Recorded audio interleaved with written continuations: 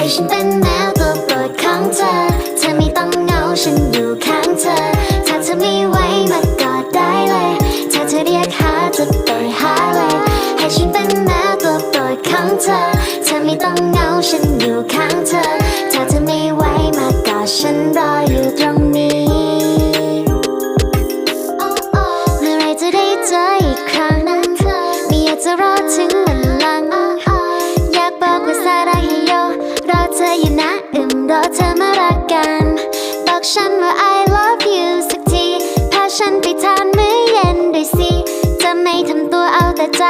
จะเป็นเด็กดีของเธอคนเดียวอยากจะไปหาแต่เช้าห่มผ้าให้ไหมเพื่อนหนาวถ้าเธอเป็นคนตื่นสายจะทำอาหารเช้า